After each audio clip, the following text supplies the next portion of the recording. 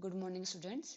BCom part second के BST के paper first income tax के chapter income from business and profession के e lecture की series में ये मेरा सेकंड लेक्चर है। इससे प्रीवियस लेक्चर में हम स्टडी कर चुके थे कि बिजनेस एंड प्रोफेशन का मतलब क्या होता है, कौन सी इनकम को बिजनेस की इनकम माना जाएगा और कौन सी इनकम को प्रोफेशन की इनकम माना जाएगा। इससे संबंध में जो बेसिक प्रोविजन थे उनके बारे में हम स्टडी कर चुके हैं। इसी की सीरीज में हम आगे चलते हुए हम आज स्टार्ट करते हैं कि किसी भी इनकम को बिजनेस एंड प्रोफेशन हेड में टैक्सेबल होने के लिए कौन कौन से जनरल प्रोविजन है वो ध्यान रखने पड़ेंगे उस इनकम के संबंध में। तो general provision related to income from business and profession, business and profession head में किसी इनकम को टैक्सेबल करने के लिए कौन कौन से ऐसे जनरल प्रोविजंस हैं जो हमें ध्यान में रखने पड़ेंगे।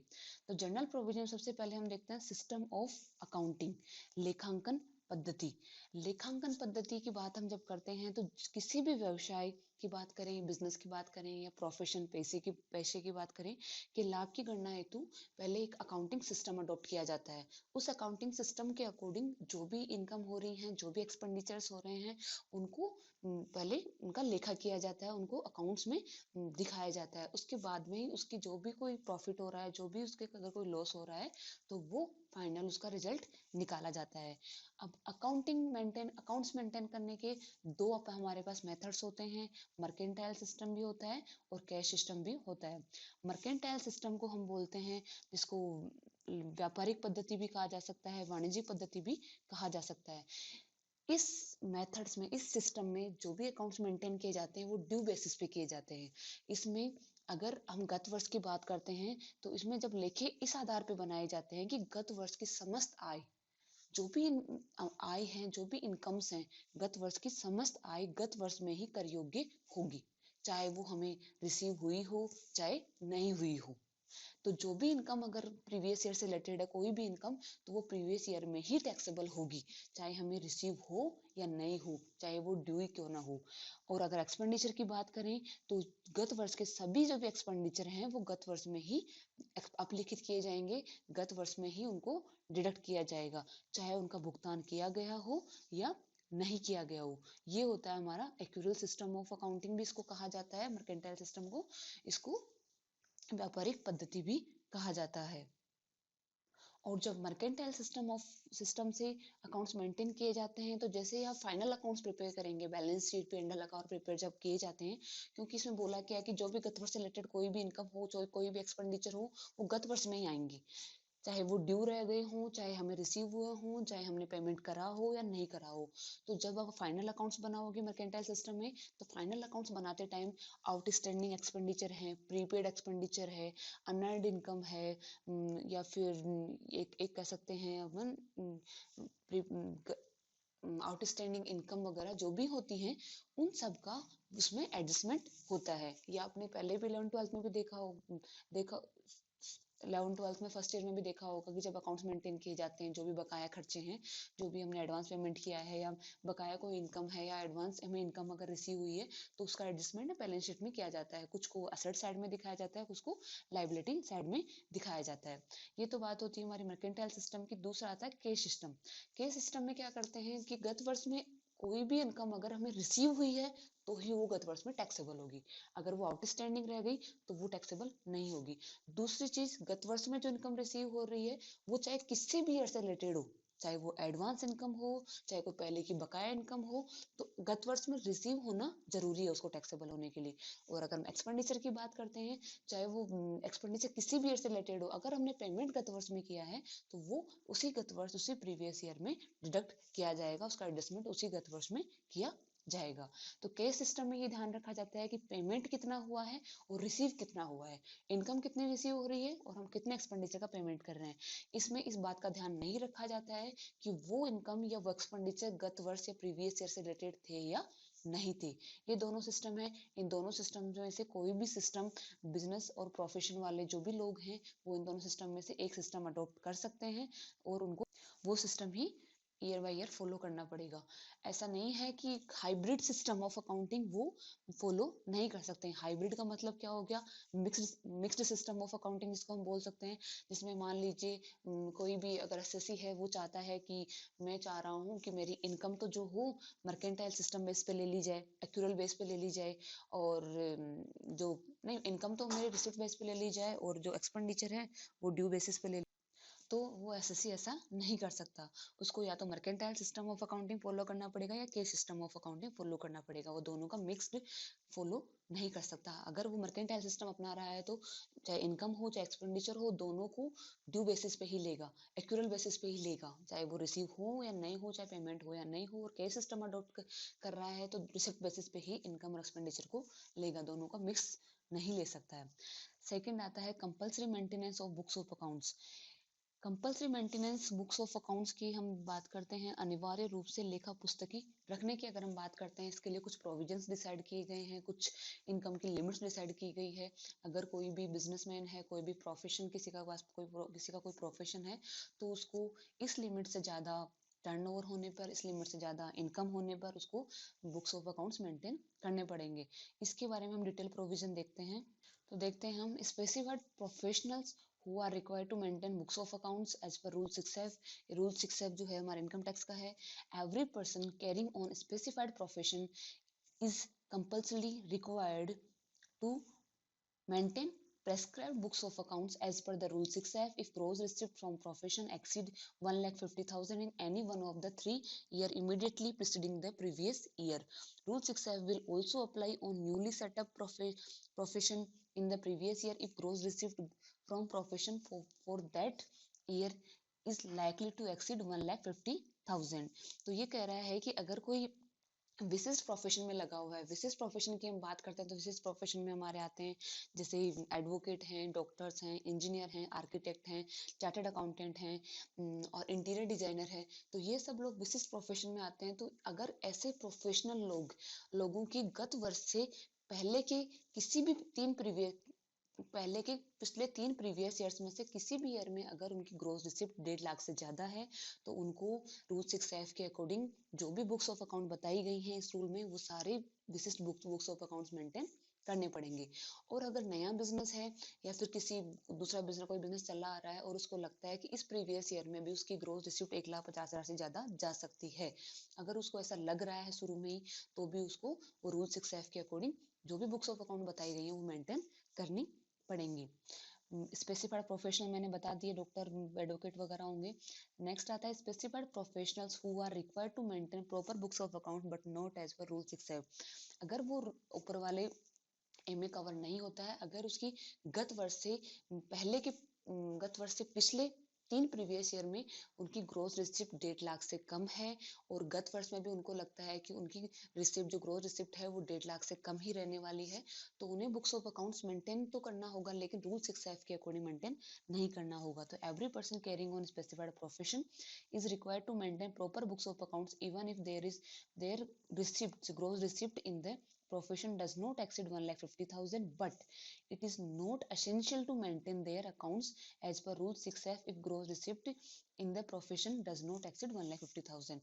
अगर 1,50,000 से कम है उनकी ग्रोस रिसिप्ट तो भी उनको बुक्स ऑफ अकाउंट्स मेंटेन करने पड़ेंगे, लेकिन रूल 6F के अकॉर्डिंग रखना जरूरी नहीं है।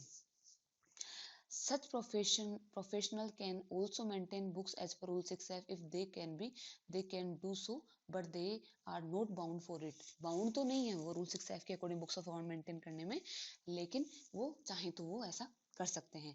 अगर उनकी ग्रोस रिसिप्ट गत वर्ष में, अगर उनको गत वर्ष में भी ऐसा लगता है कि मेरी हो सकती है ग्रोस रिसिप्ट 1,50,000 से ज्यादा, और गत वर्ष से पिछले 3 सालों में किसी भी ईयर में 1,50,000 से ज्यादा उसकी उनकी ग्रोस रिसिप्ट रही है, तब तो उनको रूल 6F के according books of account maintain करने पड़ेंगे।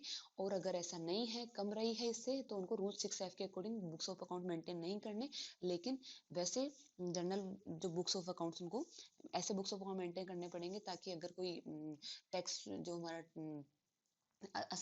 वो जो असेस करने वाला इनकम टैक्स डिपार्टमेंट की जो भी अथॉरिटी है, वो अगर आए तो वो उन बुक्स ऑफ अकाउंट्स को देखकर उस फर्म का इस प्रोफेशनल व्यक्ति का टैक्स को असेस कर सके। नेक्स्ट आता है other businessman and non specified professional who are required to maintain accounts in the proper manner. Every other person carrying on a business or non specified profession. Non specified profession हो गया जो specified ये profession पर बताए गए हैं, इसके अलावा जैसे और भी जिनमें बौद्धिक क्षमता से ज्यादा मेहनत की जरूरत होती है, जैसे पहले बताया था मैंने, खाती लुहार वगैरह होते हैं. नॉन स्पेसिफाइड प्रोफेशन है whose total income from business and profession exceed 2,50,000 or his total sales or gross receipt from such business or profession exceed 25 lakh in any of the 3 year immediately preceding the relevant previous year is required to maintain proper books of accounts. However, in case of a newly set up business, the assessee will be required to maintain the accounts to compulsorily if during the relevant accounting year either his total income is likely to exceed 2,50,000 or the total sales or gross receipt are likely to exceed 25 lakh. तो अगर other कोई businessman है, व्यवसायी है, या फिर जो specified profession में लगा हुआ व्यक्ति नहीं है, उसका स्पेसिफाइड प्रोफेशन नहीं है, अदर प्रोफेशन है, तो उस केस में हमें क्या देखना है, अगर उसके प्रीवियस ईयर से जस्ट पहले के इमिडिएटली प्रोसीडिंग 3 प्रीवियस ईयर में, तो प्रीवियस ईयर से जस्ट पहले के 3 प्रीवियस ईयर में अगर उनकी जो प्रॉफिट है वो 2,50,000 से ज्यादा रहा है, अगर हम सेल्स की बात करते हैं तो टोटल सेल्स या टोटल ग्रोस रिसिप्ट 25 लाख से ज्यादा रही है किसी भी ईयर में, प्रीवियस ईयर से जस्ट पहले के 3 प्रीवियस ईयर में अगर उनकी प्रॉफिट 2,50,000 से ज्यादा रहा हो किसी भी ईयर में, और पिछले 3 ईयर में के किसी भी ईयर में ग्रोस रिसिप्ट या टोटल से 25 लाख से ज्यादा रही हो, अगर नया सेटअप बिजनेस है तो इस प्रीवियस ईयर में उसको लगता है कि अपना अब की बार प्रॉफिट 2,50,000 से ज्यादा चला जाएगा या फिर टोटल सेल्स या ग्रोस रिसीट 25 लाख से ज्यादा चली जाएगी, तो ऐसे व्यक्ति को भी specified books of accounts maintain करना कंपलसरी है, उसको बुक्स ऑफ अकाउंट्स मेंटेन करने ही पड़ेंगे. स्पेसिफाइड प्रोफेशनल की बात करते हैं तो उनके लिए जो लिमिट रखी गई है वो 1.5 लाख की रखी गई है कि जो प्रीवियस ईयर से just immediately preceding 3 previous year में किसी भी प्रीवियस ईयर में उनकी ग्रोस रिसिप्ट 1.5 लाख से ज्यादा हो, या न्यूली सेटअप है तो प्रीवियस ईयर में उसको लगे कि 1.5 लाख से ज्यादा हो जाएगी, तो उन्होंने रूल 6F के अकॉर्डिंग जो भी वर्णित बुक्स ऑफ अकाउंट्स हैं उसमें स्पेसिफाइड बुक्स ऑफ अकाउंट्स है वो मेंटेन करनी पड़ेगी. अगर ऐसा नहीं है तो वो बुक्स ऑफ अकाउंट मेंटेन तो करेगा लेकिन जरूरी नहीं है कि उसके अकॉर्डिंग करे. और अदर बिजनेसमैन की या स्पेसिफाइड प्रोफेशन के अलावा अदर प्रोफेशन के लोगों की बात करते हैं तो उनके लिए इमिडिएटली प्रीवियस ईयर से जस्ट पहले के इमिडिएटली प्रीसीडिंग 3 प्रीवियस ईयर्स है, उस उन 3 प्रीवियस ईयर्स के किसी भी प्रीवियस ईयर में अगर उनका प्रॉफिट 2,50,000 ज्यादा हो जाता है या ग्रोस रिसिप्ट या टोटल सेल्स 25 लाख से ज्यादा हो जाती है, और न्यूली सेटअप के केस में गत वर्ष में उसको लगता है कि उसका प्रॉफिट 2.5 लाख से ज्यादा हो जाएगा और ग्रोस रिसिप्ट या टोटल सेल्स 25 लाख ज्यादा हो जाएगी, तो ऐसे व्यक्ति को भी specified books of accounts maintain करने पड़ेंगे.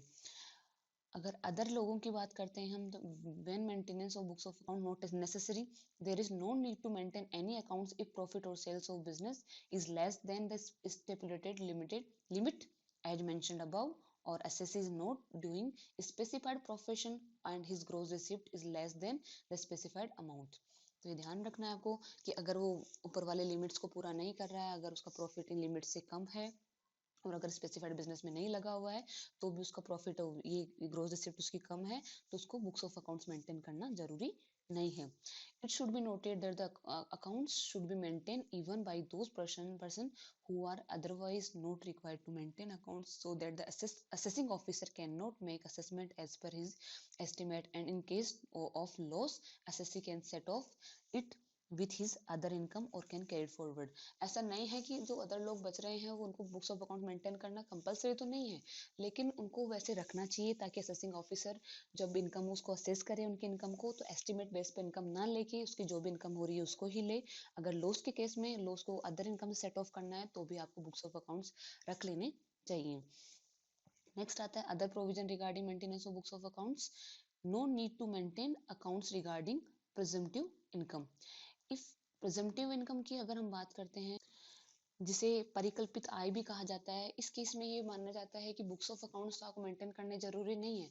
अब परिकल्पित आय क्या होती है, इस केस में कुछ बिजनेस ऐसे हैं जिनमें इनकम टैक्स ने सेक्शन बना रखे हैं 44A वगैरह, जिसमें ये होता है कि आपके ग्रोस रिसिप्ट के कुछ निश्चित परसेंटेज है, मान लीजिए 8% 6%, तो ग्रोस रिसिप्ट का 6% उस बिजनेस की प्रॉफिट मान लिया जाता है और उस पर ही टैक्स लगा दिया जाता है। अगर उस एसएससी को, अगर उस वो एसएससी ऐसे बिजनेस में कवर हो रहा है या ऐसा बिजनेस कर रहा है जो सेक्शन में कवर हो रहे हैं प्रेजेंटिव इनकम वाले में, तो वो चाहे तो बुक्स ऑफ अकाउंट्स ना भी मेंटेन करे। अगर बुक्स ऑफ अकाउंट मेंटेन नहीं कर रहा है, प्रेजेंटिव इनकम वाला वो अडोप्ट करना चाहता है, तो उसकी जो भी ग्रोथ रिसिप्ट होगी उसका कोई फिक्स परसेंट उस बिजनेस की इनकम मान ली जाएगी। उसमें ये नहीं देखा जाएगा कि वाकई में उसको इनकम कितनी हुई है।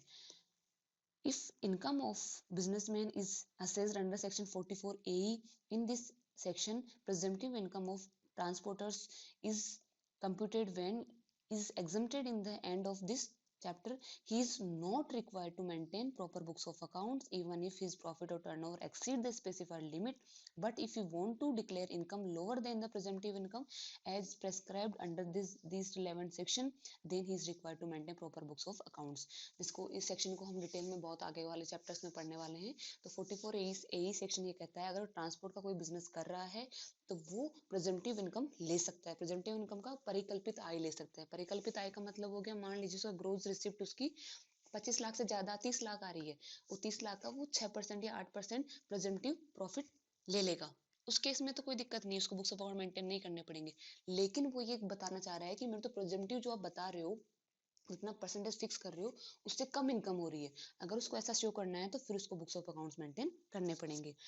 Period and place of maintenance of books of accounts, अगर प्लेस की बात करते हैं तो जहां से वो बिजनेस रन किया जा रहा है तो वहां पे उसको बुक्स ऑफ अकाउंट्स मेंटेन रखने पड़ेंगे। और पीरियड की बात करते हैं तो कम से कम उसको 6 साल तक बुक्स ऑफ अकाउंट्स आपके सेफ रखने पड़ेंगे। तो a businessman should maintain his accounts normally at the place where he is running business, and he should keep his accounts, invoice, cash book and ledger intact for 6 years. 6 years तक उनको सब books of accounts से related जो भी कागज हैं उनको 6 years तक इंटैक्ट रखना जरूरी है। One can maintain and keep his record through computer also, वो ऑनलाइन या कंप्यूटर पे भी मेंटेन कर सकता है। अब हमारा नेक्स्ट आता है कंपल्सरी ऑडिट ऑफ अकाउंट्स।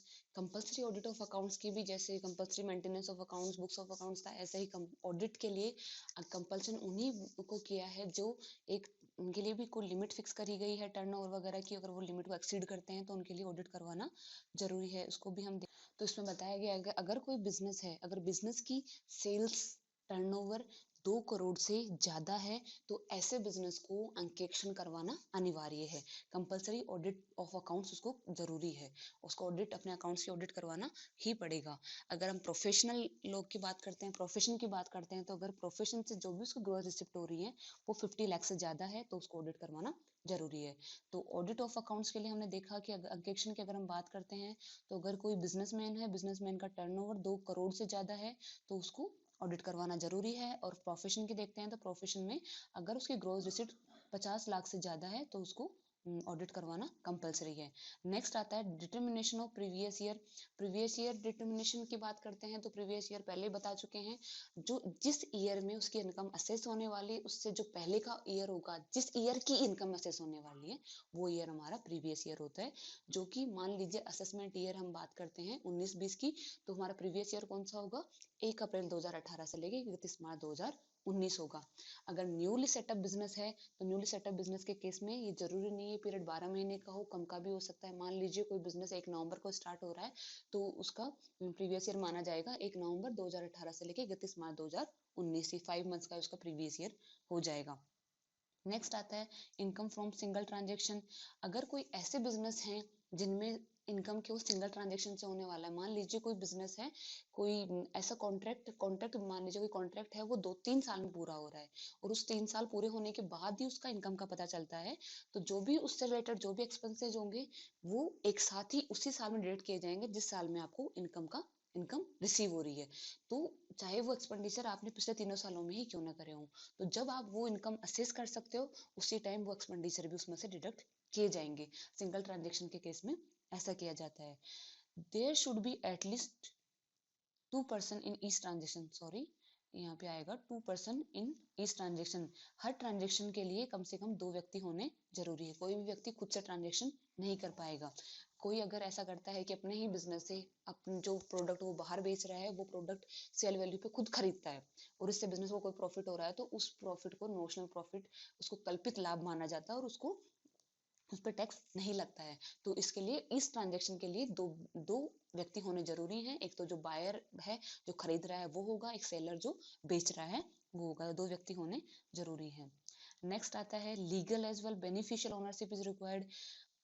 किसी भी बिजनेस की इनकम को इस हेड में टैक्सेबल होने के लिए ये जरूरी है कि उस बिजनेस की लीगल के साथ साथ बेनिफिशियल ओनरशिप भी हो। मान लीजिए कोई व्यक्ति ए है, वो गवर्नमेंट एम्प्लॉय है, उसने अपनी वाइफ के नाम से बिजनेस खोल लिया, बिजनेस चला रहा है वो अपनी वाइफ के नाम से, खुद तो जॉब में है तो वो खुद नहीं चला सकता। तो उस केस में अगर वो बिजनेस तो खुद चला रहा है लेकिन बिजनेस किसके नाम है, वाइफ के नाम है, लीगल ओनरशिप वाइफ के नाम है, तो इस केस में परिस्थिति को देखा जाएगा कि बिजनेस के प्रॉफिट भी सारे ए को ही रिसीव हो रहे हैं, चला भी बिजनेस कौन रहा है, ए रहा है, तो बेनिफिशियल ओनरशिप किसके पास में है, ए के पास में है, तो उस केस में ए के हैंड में जो भी प्रॉफिट्स आएंगे वो ए के हैंड में ही टैक्सेबल हो जाएंगे। मान लीजिए कई बार क्या होता है, कई एम्प्लॉयर अपने एम्प्लॉय को प्रॉफिट में से भी शेयर देते हैं, तो उस केस में ये लीगल ओनर नहीं है एम्प्लॉय उस बिजनेस के, तो जो बिजनेसमैन है, जो बिजनेस का ओनर है, उसी के हैंड में वो प्रॉफिट टैक्सेबल होंगे, चाहे वो एम्प्लॉय को दे या नहीं दे। नेक्स्ट आता है if there is a loss in business it can be adjusted. अगर बिजनेस में कई बार लॉस हो जाता है तो वो लॉस, अगर किसी बिजनेस में लॉस है तो वो लॉस अन्य बिजनेस की इनकम से सेट ऑफ हो जाएगा। अगर अन्य बिजनेस की इनकम भी नहीं है तो अदर हेड से इनकम से भी सेट ऑफ हो सकता है। अगर उनसे भी सेट ऑफ नहीं हो सकता, नहीं होता है, तो उसको आगे कैरी फॉरवर्ड किया जाता है और आगे एडजस्ट कर लिया जाता है। नेक्स्ट आता है income from all type of business will be taxed jointly. अगर किसी एसएससी के पास एक से ज्यादा बिजनेस हैं तो उन सारे बिजनेस से जो भी इनकम होगी तो उनको जॉइंटली इस हेड में टैक्सेबल किया जाएगा। अगर बिजनेस मान लीजिए उसके पास ए बी सी डी तीन चार बिजनेस के अलग अलग बिजनेस चल रहे हैं, तो उन सब बिजनेस से जो भी इनकम हो रही है उन सब इनकम को एक जगह सम अप करके उनको जॉइंटली ही टैक्स किया जाएगा। लास्ट आता है valuation of stock. Valuation of stock की हम बात करते हैं तो इसमें इनकम टैक्स ये कहता है कि जो भी स्टॉक है आपका उसका वैल्यूएशन किस वैल्यू पे किया जाएगा, ये इनकम टैक्स बताता है। वो कहता है कि कॉस्ट प्राइस और मार्केट वैल्यू जो दोनों में कम होगी उस वैल्यू पे ही उस स्टॉक का वैल्यूएशन किया जाएगा। अब इसमें दो चीजें हैं, या तो ये हो सकता है कि जो भी स्टॉक के आइटम है उन स्टॉक की एक साथ पहले कॉस्ट प्राइस निकाल ली जाए और एक साथ मार्केट प्राइस निकाल ली जाए। अब उस टोटल कॉस्ट प्राइस को और मार्केट प्राइस को कंपेयर करके जो दोनों में कम होगा वो वैल्यू ले ली जाए। या फिर ये हो सकता है कि ईच प्रोडक्ट की अलग अलग कॉस्ट प्राइस मार्केट वैल्यू देखी जाए और जो दोनों में से कम होगी वो ले ली जाए। तो ये इसका मेथड फिक्स किया गया है। तो वैल्यूएशन ऑफ स्टॉक आपको इस अकॉर्डिंग करना पड़ेगा। तो हमने देख लिया कि जनरल प्रोविजंस जो हैं related to income from business and professions हमने सारी डिटेल में डिस्कस कर लिए हैं। अकाउंटिंग वो हमें देखना है कि कौन सा सिस्टम ऑफ अकाउंटिंग फॉलो कर रहा है। Compulsory maintenance of books of accounts का हम देखते हैं, तो इसके लिए स्पेसिफाइड बिजनेस के केस में 1.5 लाख की लिमिट है और स्पेसिफाइड बिजनेस नहीं है, अदर सॉरी स्पेसिफाइड प्रोफेशन के केस में 1.5 लाख लिमिट है और नॉन स्पेसिफाइड प्रोफेशन और बिजनेसमैन के केस में 2.5 लाख प्रॉफिट और 25 लाख टर्नओवर वाली लिमिट है। अगर ये लिमिट क्रॉस करते हैं तो इनको बुक्स ऑफ अकाउंट्स मेंटेन करने जरूरी है। और स्पेसिफाइड बिजनेस है वो लिमिट क्रॉस नहीं करता तो भी उसको बुक्स ऑफ अकाउंट मेंटेन करने पड़ेंगे, लेकिन रूल 6F के अकॉर्डिंग मेंटेन करना जरूरी नहीं है। ऑडिट की हम बात करते हैं तो अगर बिजनेसमैन है तो उसका टर्नओवर 2 करोड़ से ज्यादा है और प्रोफेशनल है तो उसकी प्रोफेशन से ग्रोस रिसिप्ट 50 लाख से ज्यादा है तो उनको ऑडिट करवाना कंपलसरी है, तो उसको चार्टर्ड अकाउंटेंट से ऑडिट करवाना ही पड़ेगा। नेक्स्ट आता है प्रीवियस ईयर बता दिया किस तरीके से डिटरमाइन किया जाएगा। Income from single transaction there should be 2% in each transaction, हर ट्रांजेक्शन में 2% होने जरूरी हैं और लीगल के साथ साथ बेनिफिशियल ओनरशिप भी होनी जरूरी है। अगर लॉस होता है बिजनेस में उसको भी एडजस्ट किया जा सकता है और अगर बहुत एक से ज्यादा उसके बिजनेस हैं तो सारे बिजनेस की जो भी इनकम होगी उनको सम अप करके एक जगह ही टैक्स किया जाएगा।